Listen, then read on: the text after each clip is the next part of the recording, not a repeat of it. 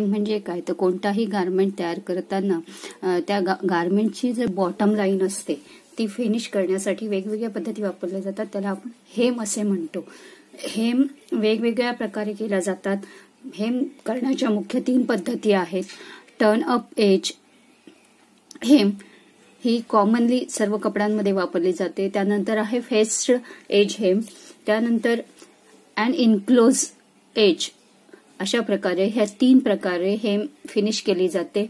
हेम ही कपड्याच्या कोणत्याही बॉटमच्या भागाला, मग ते स्लीव्ज बॉटम असू देत किंवा बॉडीचा भागाच्या खालील बाजूस जो आपण बॉटम असतो त्या घेराच्या खालील बाजूस जो बॉटम असतो पॅन्टच्या बॉटमला, त्याचप्रमाणे वेगवेगळ्या प्रत्येक गारमेंटमध्ये जी बॉटमचा भाग असतो ते फिनिश करण्यासाठी हेमलाईनचा वापर केला जातो. हेमलाईन करत असताना मुख्यत्वे काही दोष येतात. तर ते कसे आहेत तर हेम केल्यानंतर कपडा टांगल्यानंतर त्याचा जो बॅलन्स आहे तो व्यवस्थित दिसत नाही काही वेळेस. त्यानंतर त्यावर आपण जी धुमड दुमडतो ती व्यवस्थित दुमडलेली नसते आणि डेकोरेटिव्ह पर्पज जर आपण वापरला तर त्यामुळे हेमलाईन ही झाकली जाते. अशा प्रकारे वेगवेगळे दोष तिथे निर्माण होऊ शकतात. आता ही डबल स्टिच हेम आहे. बघा, यामध्ये एक बॉटमच्या भागाला डबल शिलाई दोन्ही बाजूला खाली आणि त्यावर अंतर सोडून अशी हेम केलेली सिलाई मारलेली असते, तिला डबल स्टिच्ड हेम म्हणतात. ही फेस्ड हेम आहे. कपड्याच्या खालच्या बाजूला पट्टी लावून ती वर दुमडलेली आहे, ती फेस्ड हेम आहे. त्यानंतर आहे turning up the hem. Turning up the hem म्हणजे कपडा जो पोशाख आपण तयार केलेला आहे तो दुमडण्यासाठी जास्तीचा कपडा त्यात ठेवला जातो आणि नंतर तो कपडा दुमडून त्याच्या किनारीवर ओव्हरलॉक किंवा ओव्हरकास्टिंग स्टेज घालून तो कपडा पूर्ण दुमडला जातो आणि त्यावर बॉटमचा भाग फिनिश केला जातो. या हेमला turn up the hem edge असं म्हटलं जातं. साधारणपणे शॉर्ट जिथे स्कर्ट्स वगैरे असतात त्या ठिकाणी 8 सेंटीमीटर पर्यंत हेम केली जाते. तर साधारण कर्व भाग असेल त्या ठिकाणी 4 ते 5 सेंटीमीटर पर्यंत हेम केली जाते. त्यानंतर आहे झिगझॅग किंवा मॉक ओव्हरलॉक हेम. यामध्ये कपड्याची जी किनार असते ती दुमडण्यापूर्वी त्या भागाला ओव्हरलॉक किंवा झिगझॅग स्टिच घातली जाते जेणेकरून त्या कपड्याचे धागे निघणार नाहीत. अशा प्रकारे जी हेम फिनिश केली जाते तिला झिगझॅग किंवा मॉक हेम असे म्हणतात. आता ही हेम दुमडत असताना ती सर्व बाजूला सारख्या अंतराने दुमडली जावी यासाठी सीम गेजचा वापर केला जातो. सीम गेज ही एक रुलर असते. कमी रुंदीचे माप घेण्यासाठी त्या हेम गेजचा वापर केला जातो. त्यानंतर आहे बायस बाउंड. बायस बाउंड म्हणजे कपड्याची जी किनार असते त्या किनारीवर थ्रू बायसमध्ये पट्ट्या कापल्या जातात आणि त्या पट्ट्या सीम अलाउंस म्हणजे त्या जी बाजू आपण दुमडणार आहे त्याच्या किनारीवर जोडल्या जातात. त्याला म्हणतात बायस बाउंड हेम. त्यानंतर आहे टेप हेम. टेप हेम म्हणजे ह्या टेप्स आहेत त्या बाजारामध्ये विकत मिळतात.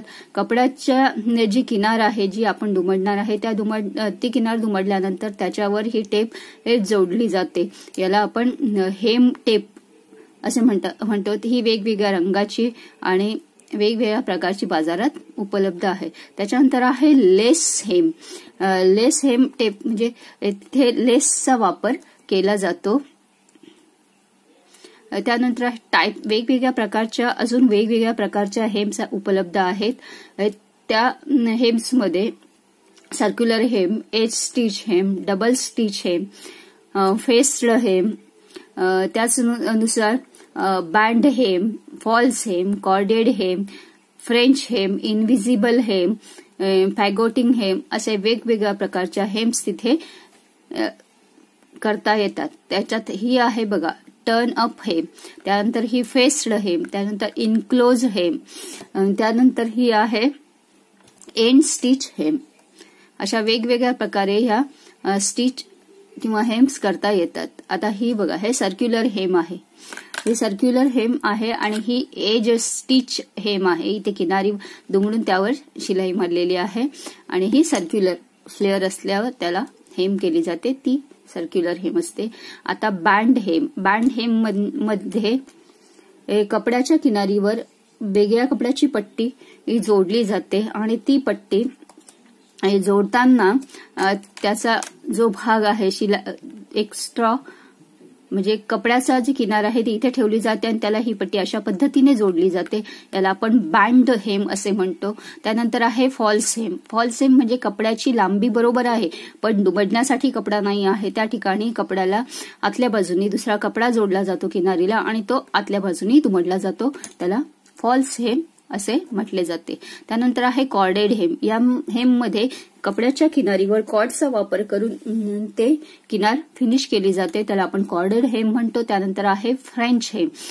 फ्रेंच हेम ही देखील ज्या ठिकाणी कपड्याची लांबी पूर्ण आहे, पूर्ण होत नाही आहे आणि ज्या आत दुमडायला देखील कपडा नाहीये त्या ठिकाणी कपड्याच्या किनारीवर पट्टी जोडली जाते व पट्टीचा काही भाग बाहेर व काही भाग आत दुमडला जातो. अशा प्रकारे जी हेम केली जाते तिला फ्रेंच हेम असे म्हटले जाते. त्यानंतर आहे स्कोलॅपिंग हेम. स्कोलॅपिंग हेम मध्ये कपड्याची किनार आहे ती वेगवेगळ्या आकारामध्ये कापलेली असते आणि त्या आकारानुसार कपड्याला पट्टी लावून किंवा लेस किंवा अनेक वेगवेगळ्या प्रकारे फेसिंग करून ती किनार फिनिश केली जाते, त्याला आपण स्कोलॅपिंग हेम असं म्हणतो.